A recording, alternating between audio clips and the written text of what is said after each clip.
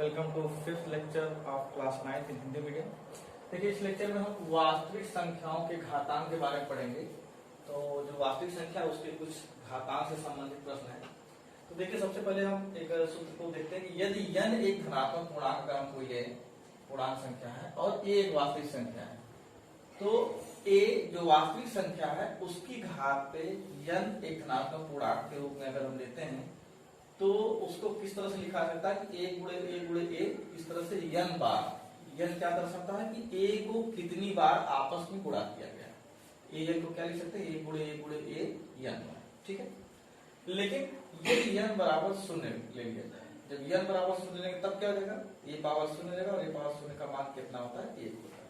ठीक है, अब यहाँ पे जो a है, जो a पावर n है, a को क्या कहेंगे, आधार, और n को क्या कहेंगे, n की घात। यानी कि अगर a पावर n है इसको कहा जाएगा आधार और यह कहलाएगा आपका घात, अगर इस रूप में कहीं लिखा गया है। ठीक है, तो अब देखिए, अगर जो है a पावर माइनस n ले, यहाँ देखिए धनात्मक है, यहाँ हमने ऋणात्मक ले लिया, तो जब ऋणात्मक लेंगे तो उसको धनात्मक करने के लिए क्या होगा, ये 1 अपान में हो जाएगा, 1 अपान में a पावर n हो जाएगा। और इसको फिर से वही उसी रूप में लिख सकते हैं कि a गुणे a n बार। तो ऋणात्मक जो रहेगा 1 अपान में लिखा जाता है। ठीक है, तीसरे को देखिए, यदि a एक वास्तविक संख्या तथा mn एक धनात्मक पूर्णांक है, यहाँ धनात्मक पूर्णांक हमने एक n लिया था, यहाँ धनात्मक पूर्णांक 2 ले रहे हैं, m और n। तो क्या कहा जाता है कि जो वास्तविक संख्या ये a की घात m है और दूसरी वास्तविक संख्या a की घात n। यानी ध्यान से देखिए, तो हमारा आधार समान है। हमने कहा था यहाँ a पावर n है, a आधार कहलाएगा और n घात कहलाएगा। तो यहाँ दो वास्तविक संख्या है, वास्तविक संख्या a है और दो धनात्मक पूर्णांक है, यानी m n धनात्मक पूर्णांक है और ये वास्तविक संख्या है। तो a हमारा क्या है, आधार है जो कि समान है दोनों में, और यह हमारा धनात्मक पूर्णांक m n अलग अलग है। तो जब आधार समान रहेगा तो गुणा करने पे आधार 1 हो जाएगा और यह जो घात है आपस में जुड़ जाएंगे। ध्यान दीजिएगा, गुणा करने पर आधार समान रहेगा और घात आपस में जुड़ जाएंगे। लेकिन यदि ये एक अशुद्ध वास्तविक संख्या तथा m n धनात्मक पूर्णांक है, यानी कि अगर यह भाग रहे, यहाँ गुणा में था, यह भाग रहे, a power n upon a power n रहे, तब क्या होगा, देखिए आधार अभी भी समान है। अगर आधार समान रहेगा तो घात क्या हो जाएगा, घट जाएगा। देखिए यहाँ पे एक शब्द लिखा गया कि एक अशून्य वास्तविक संख्या। अशून्य का मतलब है जब हम वास्तविक संख्या लेंगे तो उसमें शून्य भी आता है, लेकिन यहाँ पे हमको शून्य नहीं लेना है। क्यों नहीं लेना, क्योंकि अगर यहाँ पे आप शून्य ले लेंगे तो ये भी शून्य है, ये भी शून्य है, यानी 0/0 के रूप में आ जाएगा, जो कि अपरिभाषित है, अपरिभाषित है, यानी जिसकी अभी कोई परिभाषा नहीं मैथमेटिक्स में दी गई है। इसीलिए हम क्या करते हैं कि यहाँ पे लिखते हैं कि जब भाग के रूप में रहेगा तो a एक अशून्य वास्तविक संख्या लेते हैं। ठीक है, यानी आपको शून्य नहीं लेना है। तो देखिए, जब भाग के रूप में रहेगा, आधार समान रहेगा तो यह घट जाएगा। अब इसमें देखिए क्या क्या स्थितियां उत्पन्न होती है। अगर मान लीजिए यह m n से बड़ा हो, अगर मान लीजिए m n से बड़ा हो तो क्या होगा, धनात्मक स्थिति लाने के लिए क्या करेंगे, यह ऊपर जाएगा। अगर यह ऊपर जाएगा तो आधार तो समान है तो यह क्या है, घट जाएगा, m में से n घटेगा। दूसरी स्थिति देखिए, अगर मान लीजिए यह दोनों बराबर है, अगर बराबर हो गया तो m n जो घट रहा था m बराबर है, a पावर 0 नहीं 1। ठीक है, आपका ये वाली स्थिति आ जाएगी। तीसरी स्थिति में देखिए, अगर मान लीजिए अंश की घात हर की घात से छोटा है, m लेस देन n, तब क्या होगा, तब धनात्मक करेंगे, चूंकि m छोटा हो गया, अंश की घात छोटी होगी, हर की घात बड़ी है, तो इसको नीचे ले जाएंगे और इसको घटाएंगे n में से घटाएंगे। ठीक है, फिर उसमें से अगर इसको फिर वापस अंश में करेंगे, 1 बटा के है, बटा हटा करके ऊपर ले जाएंगे तो यह क्या हो जाएगा, यह ऋणात्मक हो जाएगा, यह पूरा ऋणात्मक हो जाएगा। और ऋणात्मक को हटाएंगे तो फिर पूरा देखिए यह -n के रूप में आ जाएगा। यानी क्या पता चला कि यह माइनस n है, m लेस देन n है, चाहे m is greater than n है, दोनों स्थितियों में हमारा आपका उत्तर समान आता है। ठीक है, तो यानी कि हमारे अंश और हर की घात में जब भी अंतर रहेगा दोनों में यही घटेगा, यह माइनस यह नहीं होगा। ठीक है, अब जो है इसी तरह से पांचवे में देखिए, पांचवा हमने बनाया है कि अगर a power m power n यानी घात के ऊपर घात है, यम है उसके ऊपर भी घात है, तो हम क्या, यह घात आपस में परिवर्तित हो सकती है। अगर यम अंदर है n बाहर है तो n को अंदर कर सकते हैं, यम को बाहर कर सकते हैं। ठीक है, ठीक उसी प्रकार अगर 3 गुणे 2 है, 2 गुणे 3 है, उस तरह से कर सकते हैं। तो दोनों के गुणनफल हो जाता है, यानी कि अगर यह घात के ऊपर घात है तो घातों का आपस में गुणा हो जाता है। ध्यान दीजिएगा यहाँ जुड़ रहा था, क्यों? क्योंकि आधार का गुणा, यहाँ जो गुणा है आधार के है, आधार के बीच में, घात के बीच में नहीं है। यहाँ देखिए घातों के बीच में है तो घातों का यहाँ गुणा होगा, यहाँ घात जुड़ेंगे। ठीक है, दोनों में अंतर है। यहाँ देखिए आधार अलग अलग है, ए बी दो अलग अलग आधार है लेकिन घात समान है, तो यही घात इसकी भी होगी और यही घात इसकी भी होगी। ए पावर एन का भी घात हो जाएगा, बी पावर एन का भी घात हो जाएगा। इसी प्रकार अगर ए अपान बी है, होल पावर एन है, तो यह जो घात रहेगा ए का भी होगा और बी का भी होगा। जब ऐसे लिखेंगे तो बी नॉट इक्वल टू 0 बनेगा। क्यों? क्योंकि अगर हर किसी भी चीज का किसी भाग में अगर हर शून्य हो जाता तो यह अपरिभाषित हो जाता। तो यह कुछ सूत्र थे, इसी आधार में कुछ और सूत्र अभी हम देखेंगे। तो कुछ अन्य सूत्र के बारे में देखते हैं। देखिए अगर ये nth रूट आप ले, यानी a का n वां घात, ठीक है, अगर इसको nth रूट आप ले कहेंगे तो इसको हम लिख सकते हैं a पावर 1 अपान n, यह nth रूट बन जाएगा 1 अपान n में।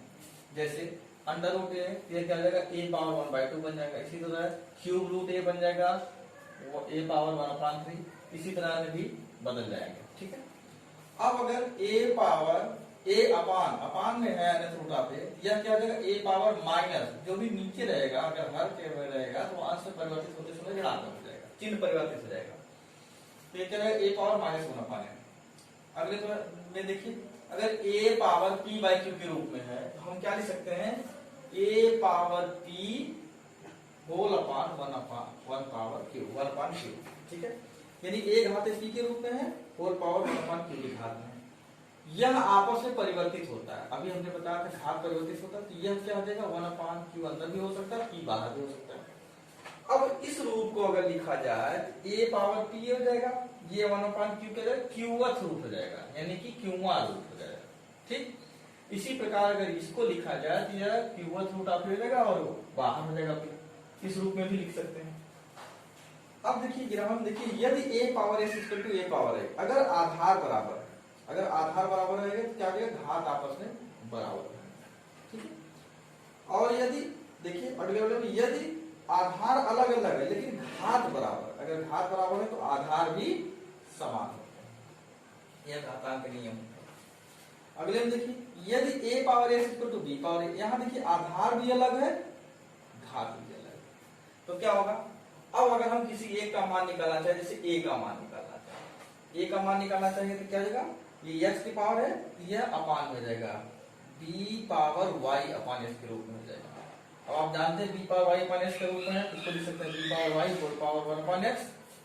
ठीक है, और इसी प्रकार यह परिवर्तित होकर के b power 1 upon x whole power y हो सकता है। ठीक है, और यह देखिए b पावर y ऐसे लिख देंगे और ये 1 अपान x को रूट x में लिख देंगे। ठीक है, यानी कि वह x वां रूट हो जाएगा। इसी प्रकार इसको जो है अगर x वां रूट आप b कर देंगे तो होल पावर y हो जाएगा। पुनः देखिए यही चीज है, a power s equal to b power y समान है। अब हमने इसमें यहाँ पे a का मान निकालना था, अब यहाँ हमने b का मान निकालना। जब b का मान निकालेंगे क्या हो जाएगा, x अपान y परिवर्तित है, ये इधर जाएगा x अपान y हो जाएगा, b equal to a power x upon y। अब देखिए ये जो है x अंदर ले सकते हैं, 1 अपान y बाहर कर सकते हैं, या फिर 1 अपान y को अंदर लीजिए, x को बाहर कर लीजिए, क्योंकि ये आपस में परिवर्तित है। ठीक है, ये घात के ऊपर घात होता है ना, तो ये आपस में मल्टीप्लाई होकर के बना था, अलग अलग हमने स्प्लिट कर दिया, अलग अलग कर लिया। ठीक है, फिर उसके बाद ये a पावर x है, इसको क्या कर सकते हैं yth रूट, यानी y की पावर, यहाँ y1 रूट है, इसी प्रकार ये y1 रूट का होल पावर x लिखा सकते हैं। तो इतने तरह के सूत्र थे, इन सूत्रों को जब ध्यान दीजिएगा, याद कर लीजिएगा, तो इससे प्रश्न को हल करने में आसानी होगी। कुछ प्रश्न लेते हैं और उसको हल करने का प्रयास करते हैं। देखिए पहला प्रश्न जो दे रखा है इसको सरल करना है। लिखा है 125 घाते 1/3, घात के रूप में है, ध्यान से देखिए, इसको हम लिखेंगे तो यह किसका फैक्टर है, 5 गुणे 5 घाते 1/3। 5 को 5 बार गुणा करें, 5 पचे 25 25 125, यानी कि यह क्या हो जाएगा, 5 घाते 3 बाहर है 1/3। ठीक है, तो हम जानते हैं कि आपस में गुणा हो जाएगा। जो हमारा सूत्र था a पावर n घाते n बराबर a पावर m। इसके अंतर्गत यह गुणा हो जाएगा, तो जगह 3 गुणे 1/3 और यह कट के उत्तर आ जाएगा आपका 5। चलिए इसी क्रम में दूसरे प्रश्न को देखते हैं।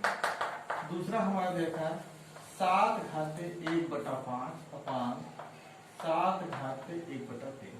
तो देखिए हमारा क्या है, आधार समान। हमारा क्या था कि a power m upon a power n था, तो यह a power minus m upon n था। ठीक है, हमारा आधार समान है, घात घट जाएगा।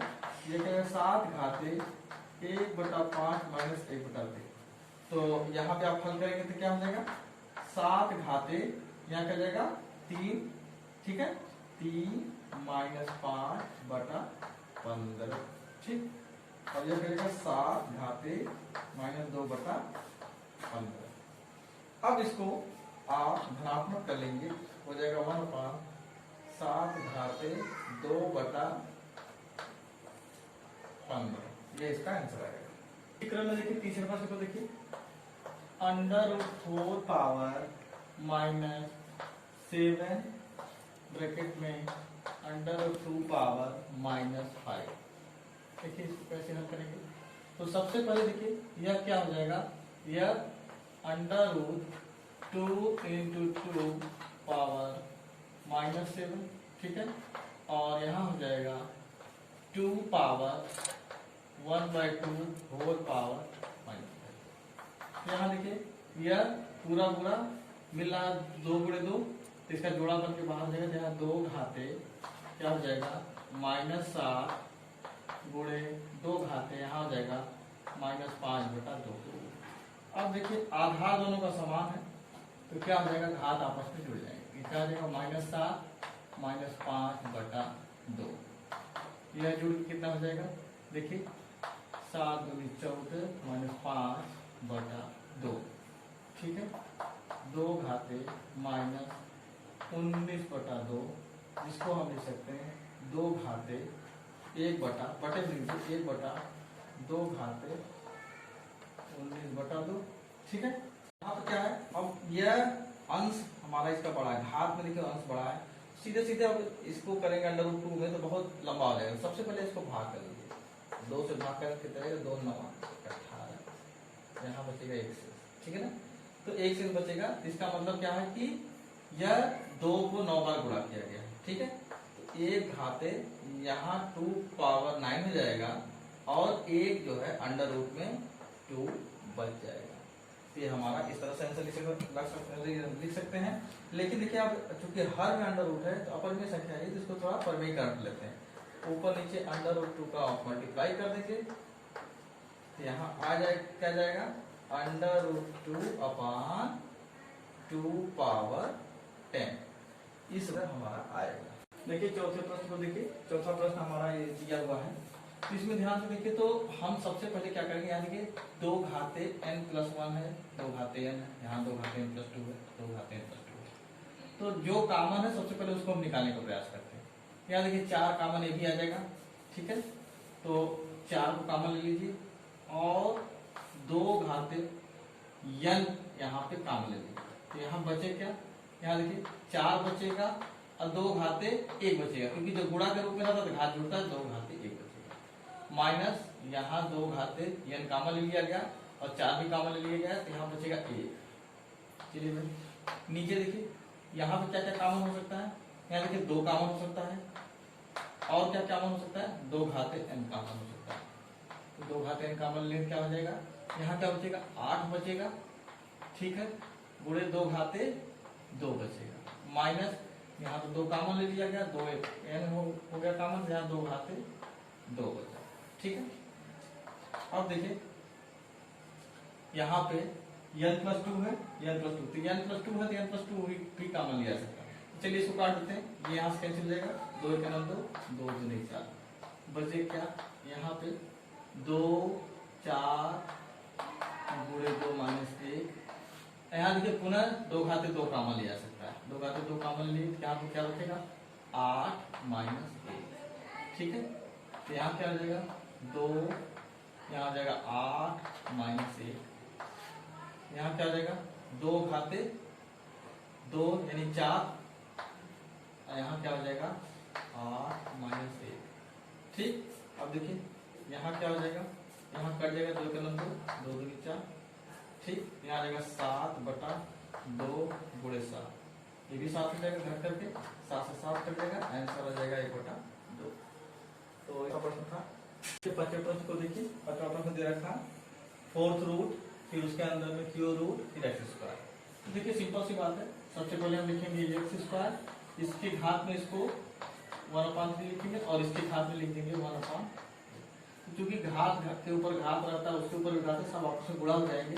तो सीधी सी बात है 2 गुणे 1/3 गुणे 1/4 कर दीजिए, 2 के नंबर 2 3 4, तो हो जाएगा एक्स घात 1/6।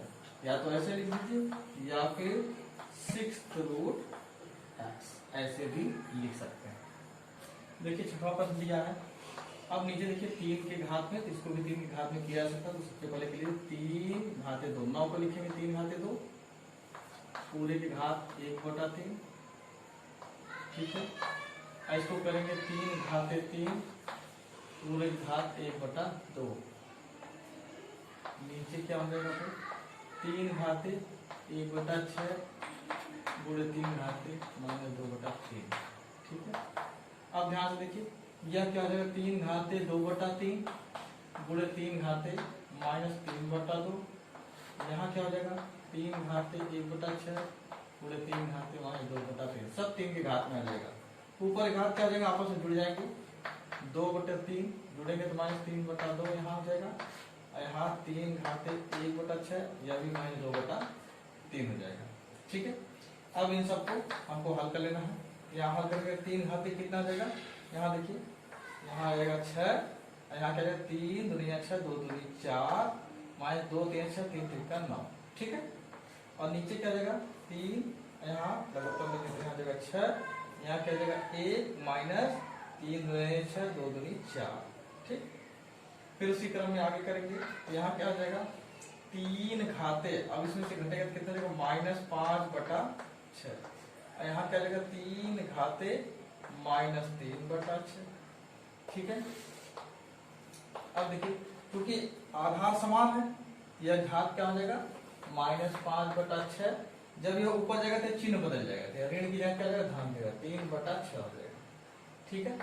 यहाँ 3 घाते, अब देखिए हर समान है तो -5 + 3/6 हो जाएगा, 3 घाते यहाँ से घट के कितना हो जाएगा 5 + 3 या 2/6, अब यहाँ कट के क्या जाएगा 1/3, यानी 3 घाते -1/3, यानी नीचे लिखेंगे 1/3 घाते 1/3, यह हमारा उत्तर होगा।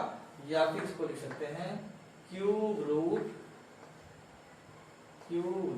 3 बटा में, यह बटा में 1/3 हो जाएगा, ठीक। देखिए यहाँ से हल करने के बाद फिर आगे क्या लिखेंगे 1/, यहाँ पे क्यूब रूट, यहाँ पे 3 है। अब देखिए परिमेय संख्या में परिमेय को करना है, परिमेय संख्या करने के लिए कितने का गुणा करेंगे, किसमें हो जाएगा, देखिए क्यूब रूट 9 का अगर हम गुणा कर लें तो यहाँ हमारा काम बन जाएगा। तो यहाँ क्या हो जाएगा क्यूब रूट 9 बटा, यहाँ क्यूब रूट आपस में 3 गुणे 9 को भी लिख सकते हैं 3 गुणे 3। अब देखिए हमारा पूरा का पूरा यहाँ जोड़ा बन गया, तो यह क्या निकल के आ जाएगा क्यूब रूट 9/3, तो हमारा आंसर ये होगा। इस तरह का प्रश्न लेंगे, अगर ये दशमलव का है तो दशमलव के बाद 1 2 3 अंक है, यानी कि 0.1 को अगर 3 बार गुणा किया जाए तो यह 0.001 बनेगा। और यह देखिए इसके पूरे के घात कितना है 1/3 है, यानी 0.1 घात 3 गुणे 1/3 कट गया, क्या आंसर आएगा 0.1। अगले लेक्चर में कुछ विभिन्न प्रकार के अलग अलग तरह के प्रश्नों को हल करेंगे और घातांक पे आधारित। तो हमारे चैनल को लाइक करिए, सब्सक्राइब करिए और बेल आइकन जरूर दबाइए।